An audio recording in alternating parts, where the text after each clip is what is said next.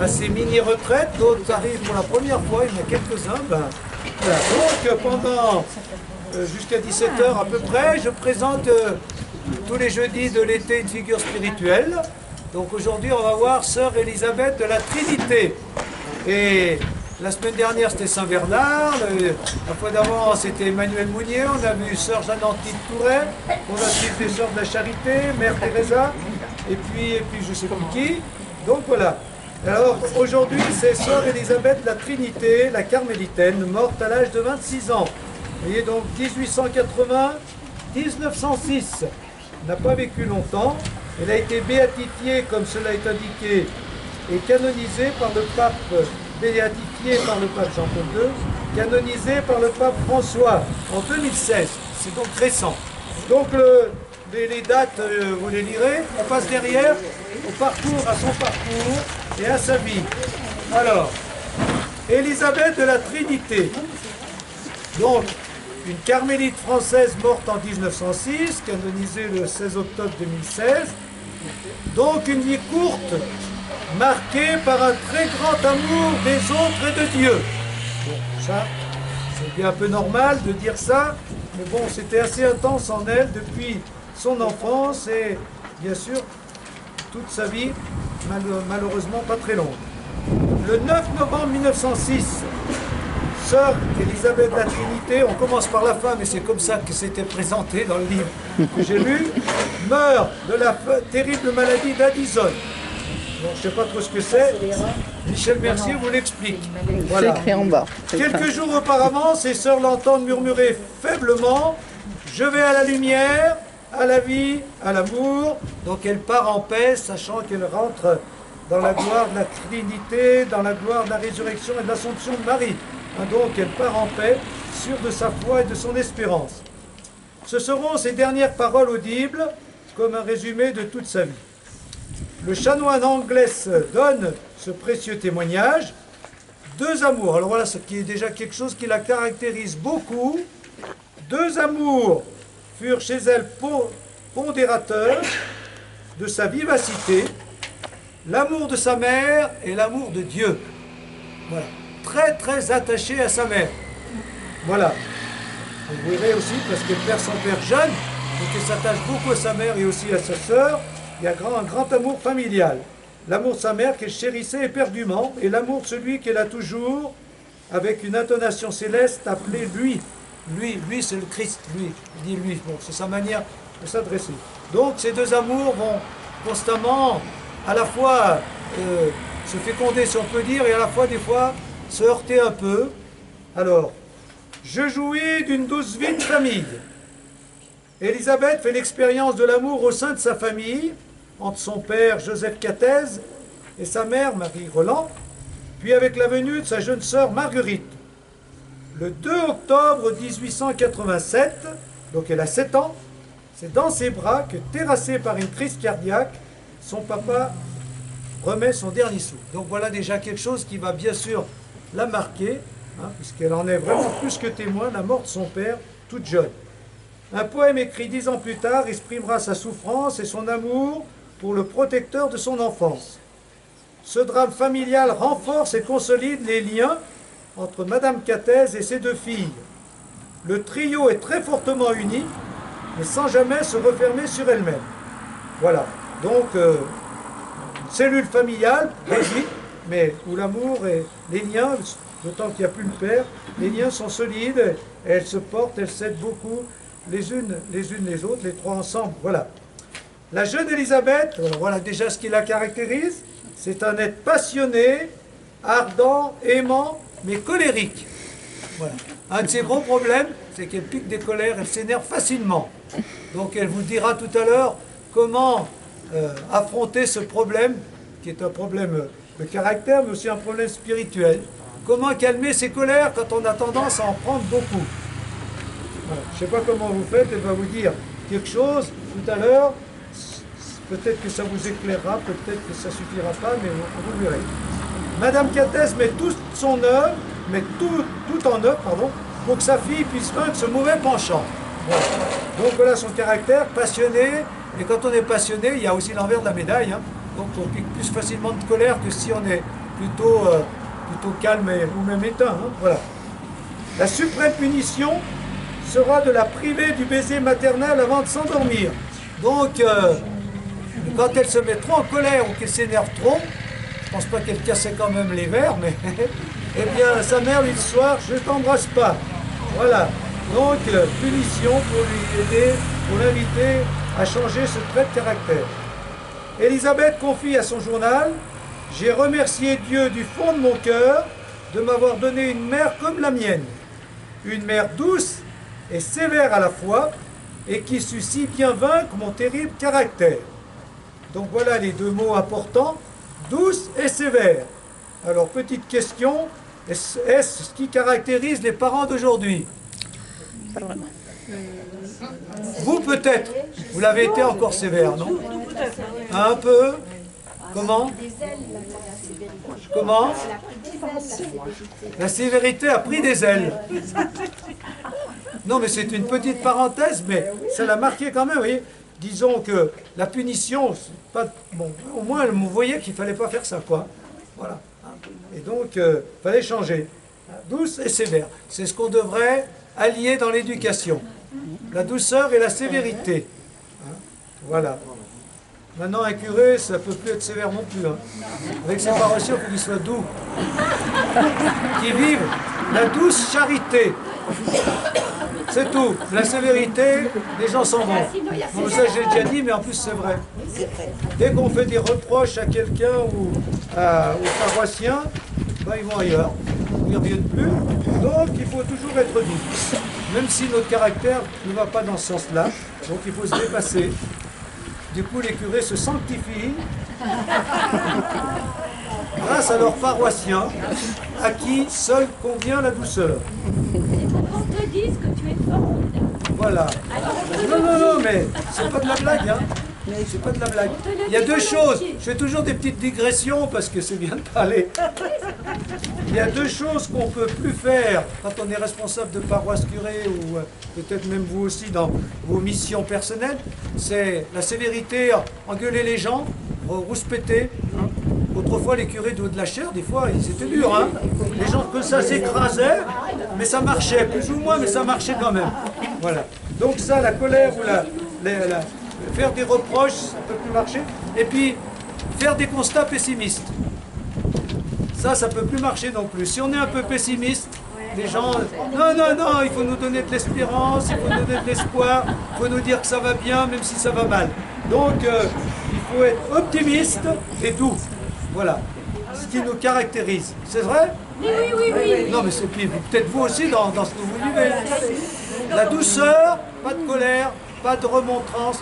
C'est fini le temps de Jésus chassant les vendeurs du temple. Ça, Jésus ne peut plus le faire aujourd'hui. Et puis, pas dire non plus, ça va mal, quoi. Tout se dégrade. Il y a de moins en moins de chrétiens, il y a de moins en moins de gens qui s'engagent. Il y a de moins en moins de bénévoles. Quand tu vois les JMJ, tu te dis non, c'est pas vrai. La génération à venir va être grande. L'espoir est grand, non mais c'est vrai. Non mais qu'il y ait des raisons d'espérer, heureusement, mais il ne faut pas non plus se boucher les yeux.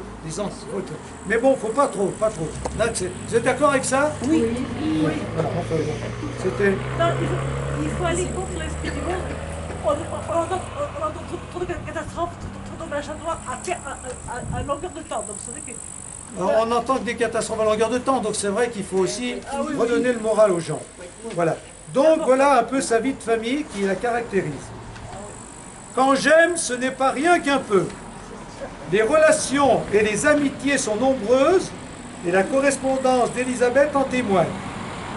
Donc c'est une fille qui a beaucoup de relations, qui est dans une famille relativement aisée, et donc dès sa jeunesse, elle participe à beaucoup de choses, elle a beaucoup de relations, et donc elle cultive l'amitié. Donc il y a l'amour familial, mais aussi beaucoup d'amitié fortes et d'amitié un peu moins fortes, mais elle les cultive toutes.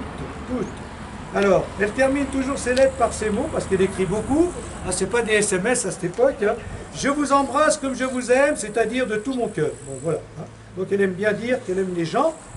Plus tard, elle confie à Françoise de Sourdon, vous verrez qui c'est, le bon Dieu m'a donné un cœur bien tendre, bien fidèle, et quand j'aime, ce n'est pas rien qu'un peu. J'espère que c'est pareil pour vous. Voilà, aimez vraiment les autres.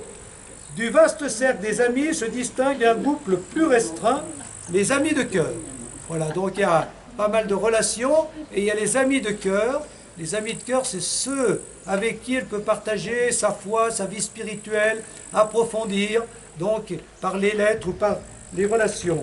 Et ça l'aide beaucoup dans sa propre vie spirituelle, de partager avec ses proches et notamment avec ses amis de cœur. Elle écrit ainsi à Marie-Louise Morel. Je ne puis vous dire combien j'ai été heureuse en recevant votre photographie spéciale. Où sont mes vrais amis, mes amis de cœur, celles dont vous êtes, ma chère Marie-Louise, car quoique nous soyons bien peu vus, nous avons pu cependant nous comprendre et toujours nous aimer. Voilà. Les amis de cœur sont celles avec lesquelles elle veut partager des réalités, avec lesquelles elle peut parler des réalités intérieures qui lui tiennent à cœur. Voilà. Donc voyez un peu, la famille, les amis, voilà. Et puis beaucoup de relations, et voilà. Je ne l'ai peut-être pas mis ici, là, mais c'est plus loin, je ne me souviens plus. Mais bon, elle est dans un milieu relativement aisé, quoi. Elle fait du piano, elle participe à des soirées, enfin voilà, jusqu'au moment où elle va entrer au Carmel. Donc c'est une vie relativement aisée malgré la disparition du père. Hein, voilà. Très tôt, Élisabeth était séduite par l'humanité de Jésus, du Christ Jésus. La confession et la première communion sont des étapes capitales dans sa maturité. Et tous les témoignages concordent pour dire que l'enfant colérique s'est peu à peu transformé par l'œuvre en elle de la grâce. Voilà. Elle termine une lettre de vœux à sa maman par ces mots. Comme j'espère que j'aurai bientôt le bonheur de faire ma première communion, je serai encore plus sage, car je prierai Dieu de me rendre encore meilleur. Donc elle prépare sa communion. Mais à quel âge va-t-elle la faire? Eh bien, 11 ans. Donc elle a... Non, elle n'a pas en avant. Non, c'était... Là aussi, je fais une parenthèse. Donc, parce que nous, c'était à cette époque, voilà, on communiait, oh non, plus tard même déjà, et ça a été avancé, c'est pidé ça. À l'âge de raison, 7 ans. Or, aujourd'hui, vous voyez dans toutes les églises, je ne sais pas ce que vous en pensez, des jeunes familles avec beaucoup d'enfants. Ça, on en a beaucoup à Saint-Alban, il y a beaucoup de paroisses où c'est comme ça maintenant. C'est bien, mais il faut communier leur enfant dès 4-5 ans. Alors je ne sais pas je sais pas d'où ça vient, ça. Et ça, on voit ça partout maintenant. Voilà. Alors que normalement, il y a l'âge de raison. C'est-à-dire que pour communier, il faut quand même qu'on comprenne ce que ça veut dire. C'est-à-dire que l'hostie, c'est Jésus, mais Jésus, il faut le connaître. Et pour le connaître, il faut aller au catéchisme, pour quand même aller, qu'est-ce qu'il nous dit, quel est son message, et pourquoi il a choisi ce signe pour venir à nous. Alors, communier, c'est pas bon, c'est pas parce que le petit dit. Bien sûr, les petits gamins, ils voient leurs parents communier, alors souvent, ils veulent communier aussi. Alors bon, c'était une des questions qu'on se pose aujourd'hui dans la pastorale. Que faire avec ces jeunes familles pratiquants qui font communier leurs enfants très jeunes, dans la bouche aussi, bien sûr. Bon, c'est comme ça. Je sais pas, il y en a qui voient ça et qui voient ça. Si vous voulez réagir, c'est une question que je me pose. Est-ce que ce ne sont pas quand même toutes ces familles qui vont dans les communautés, style communauté d'Emmanuel, style communauté du chemin neuf, et je pense qu'en fait les petits qui font la communion, c'est parce qu'ils ont leurs frères et sœurs qui ont déjà fait leur communion avant et qui du coup ils sont, enfin, je sais pas, ils sont dans le même bain, je dirais. Oui. Voilà. Oui, mais ça je comprends. Je pense que c'est ça. Mais parce que dans les paroisses, c'est pas... Parce que la communion, il ne faut pas quand même une certaine maturité pour la vivre vraiment. Oui, mais... Ça, c'est une question qu'on avait... Ouais. C'est une question. Que leur enfant à 5 ans, ils ont l'âge de raison. Comment? Ils pensent que leur enfant à 5 ans a l'âge de raison. Ben, moi, je pense, je ne sais pas s'ils pensent ça, mais c'est... Les parents Ça, c'est des... Il y a certaines écoles aussi qui font ça. C'est des écoles aussi, oui, c'est bon. C'est l'église d'aujourd'hui, là. Donc, ça ne va pas tout à fait dans le même sens que des filles comme elle qui étaient très spirituelles quand même, éduquées dans la foi, qui allaient à l'église et tout, et qui communiaient quand même à un âge, surtout à cette époque, 10-11 ans, c'était presque l'âge adulte. Hein. On entrait dans la vie active, certificat d'études, c'était à cet âge-là. Hein.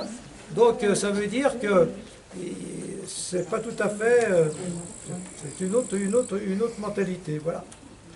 Plus tard, Élisabeth remercie sa maman pour la préparation reçue. C'est toi qui as orienté le cœur de ta petite vers lui. Tu m'as si bien préparé à la première rencontre, ce grand jour où nous nous sommes donnés l'un à l'autre. Voilà. Le Christ Jésus est pour elle le bien-aimé de l'Eucharistie. Le poème qu'elle écrit le 19 avril 1898, à l'âge de 18 ans, pour l'anniversaire de sa première communion, manifeste clairement cet échange d'amour. Je n'aspirais qu'à donner ma vie, qu'à prendre un peu de son grand amour au bien-aimé de l'Eucharistie. Donc vous voyez là que déjà, derrière la communion, je ne sais pas comment vous vivez la communion, hein, de temps en temps c'est bien de réfléchir, mais elle avait très bien compris, le Christ se donne à elle pour qu'elle se donne aux autres. Donc c'est le don de soi. Communier, c'est accueillir celui qui se donne à moi pour que je me donne aux autres. Et se donner aux autres, ça veut dire les servir, s'engager. Donc quand on est tout petit, est-ce qu'on peut comprendre ça? Bon voilà, c'est la question que je pose. Mais elle, du coup, elle l'a vécu comme ça. Hein, voilà. À plusieurs reprises depuis le Carmel, elle s'unit à la joie de celles qui font leur première communion. Ainsi, elle écrit à Cécile Lignon, « Ta grande amie a été bien unie à toi aujourd'hui. Son cœur ne faisait qu'un avec le tien. Je t'ai retrouvé près du bien-aimé Jésus. Nous étions toutes deux sur son cœur. » Bon voilà. Donc, elle échange avec ses proches sur le bonheur de communier, qui est un don réciproque, si on peut dire ça comme ça. Le Christ se donne à moi, moi je me donne à lui pour me donner aux autres. D'accord? Bon. Voilà. Et donc, ce don d'elle-même, fait à Jésus lors de sa première communion, trouve son achèvement sur son entrée, dans son entrée au Carmel, le 2 août 1901. Donc, elle a 21 ans. Donc, on n'a pas d'autre, en tout cas dans ce que j'ai lu, il n'y a pas d'autres choses qui sont dites sur sa vocation. Là, on ne voit pas, hein, c'est tout naturel. Elle s'est posé la question de la vocation, c'est pas trop quand, ni comment, mais à 21 ans, on peut. Donc il n'y a pas eu de crise, il n'y a pas eu d'événements exceptionnels. C'est presque tout naturel. Elle veut communier, puis après elle veut se donner. Donc elle comprend un jour, ça ne m'est pas dit, mais en tout cas je n'ai pas lu, qu'elle entre au Carmel pour se donner au Christ un peu plus, et avec lui, avec le Christ, se donner aux autres. Voilà donc quelque chose d'important, ce qu'on vient de dire. Donc un attachement à sa famille, et puis un grand amour de tout le monde, et bien sûr un grand amour du Christ. Au Carmel, le cœur se dilate. Donc elle entre au Carmel à 21 ans, après un cheminement qui apparemment n'a jamais posé beaucoup de problèmes. Au Carmel, le cœur se dilate. Comme elle l'avouera plus tard, son cœur a saigné en voyant la douleur des deux êtres qu'elle chérit le plus au monde, sa mère et sa sœur. Évidemment, quand elle décide d'entrer au Carmel, hein, pour la mère, pour la sœur et pour elle, c'est une grande douleur, hein, il y a un grand déchirement. Donc ça, c'est quand même une croix qu'elle a portée, mais voilà ce qu'elle en pense. L'amour du Carmel, l'amour du Christ l'appelle au Carmel, mais en lui, elle retrouve tout ce qu'elle aime. Peu avant son entrée, elle écrit à son amie Marie-Louise Morel, « Le bon Dieu ne rétrécit point le cœur de ceux qui se donnent à lui. Au contraire, il le dilate. Et croyez-vous que derrière les grilles, on n'oublie pas ceux qu'on a laissés. Plus on est près du bon Dieu, plus on aime. » Je ne sais pas si ça vous convainc. Oui. Oui? Alors, il y a une expression, je continue. À plusieurs reprises, elle affirme que le cœur se dilate au Carmel. Elle confie à sa maman, « Il me semble que mon cœur, que Dieu a fait si aimant, hein, elle insiste là-dessus, s'est dilaté depuis qu'il est enfermé derrière les grilles, au contact continuel avec celui que Saint Jean appelle caritas. C'est pas charitas, c'est caritas, amour. » Alors je continue, puis j'expliquerai ça. Cet amour élargi se manifeste surtout dans les lettres qu'elle envoie à ceux qui viennent de vivre un deuil. À son amie Marie-Louise qui vient de perdre son enfant, elle écrit « Mon cœur a besoin de vous dire qu'il ne fait qu'un avec le vôtre. Je comprends si bien la douleur de votre cœur que je n'essayerai pas de vous apporter des consolations humaines. Il est un cœur de mère dans lequel vous pouvez aller vous blottir, c'est celui de la Vierge.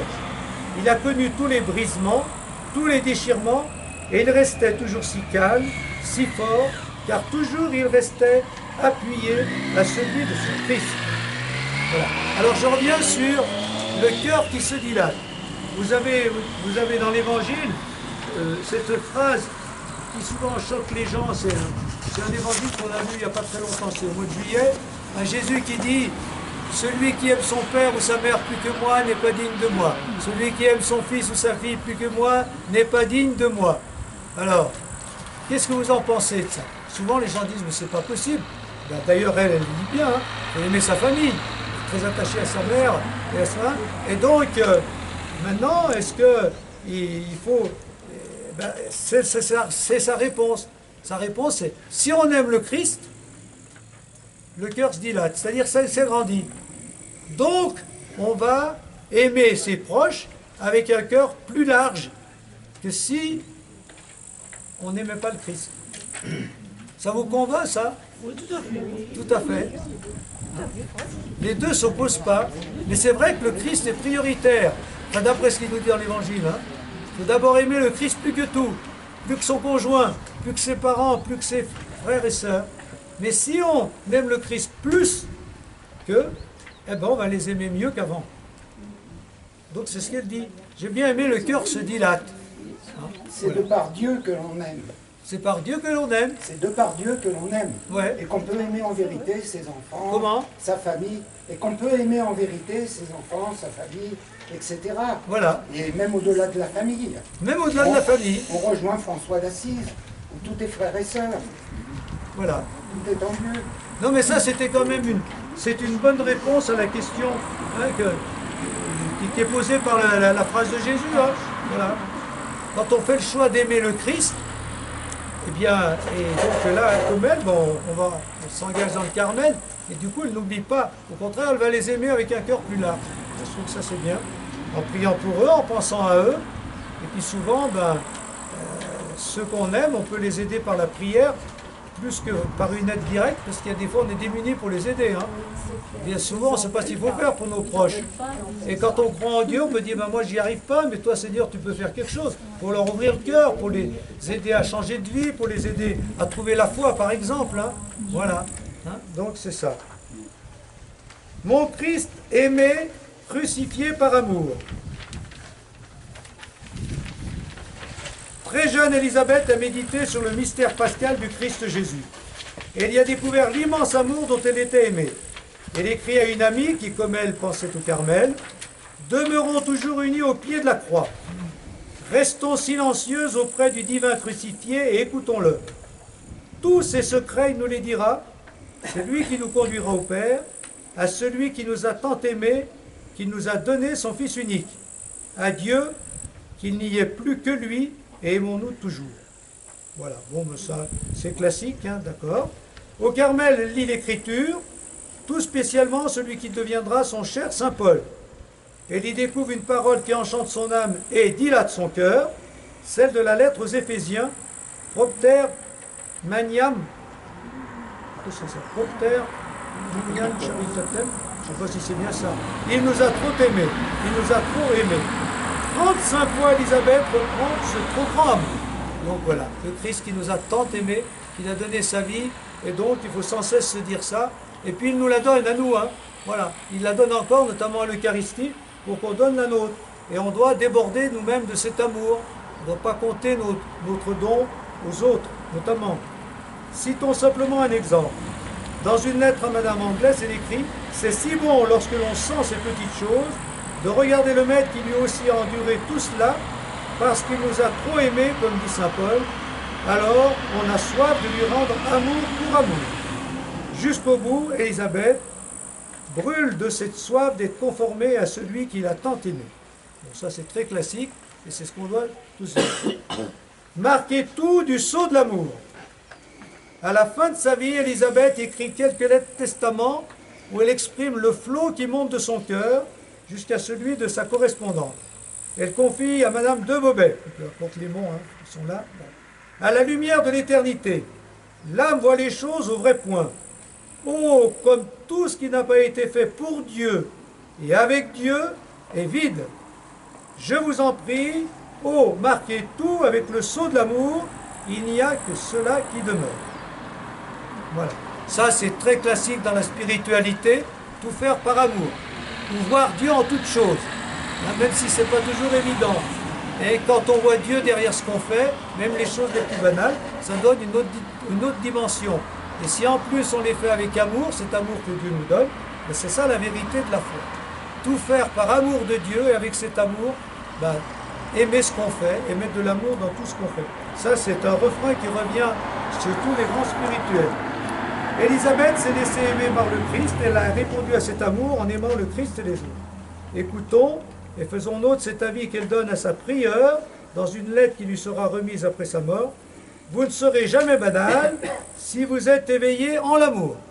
Donc il n'y a rien de banal dans ce qu'on fait quand on y met de l'amour. D'accord? Voilà, ça c'est bien, c'est évident. Voilà. Mais des fois, c'est pas toujours facile d'aimer. Bon. Comme Élisabeth, alors les deux choses qu'on retient, je les ai déjà un peu dites, mais elles sont exprimées là. Comme Élisabeth, gardons et entretenons nos liens d'amour familial et d'amitié de toutes sortes. Voilà. Entretenir l'amitié et l'amour. Ça se cultive. Hein? Donc, des visites, des lettres, des téléphones, des mails, je ne sais pas ce que vous pouvez, des cadeaux, je ne sais pas ce que vous rajoutez. Entretenez l'amour familial, l'amour amical. Et autant que possible, enracinons ces amours humains et ces amitiés dans l'amour de Dieu pour qu'ils ne soient pas superficiels, c'est-à-dire osons approfondir, parler des choses importantes. Quelles sont tes valeurs? Où es-tu dans ta foi? Est-ce que tu as été à la messe pour le 15 août? Enfin, je ne sais pas, on peut essayer d'approfondir les relations, pas simplement dire ben, il a fait beau, ou qu'est-ce que tu as mangé aujourd'hui? Tu étais en vacances, qu'est-ce que tu as visité? Bon, voilà, tu es allé dans telle église, tu as visité. Non mais c'est ça que ça veut dire, hein, c'est concret. Hein. Entretenir les liens d'amour et d'amitié et les approfondir. Et puis ne jamais être banal en mettant de l'amour dans tout ce qu'on fait. C'est les deux choses que j'ai retenues.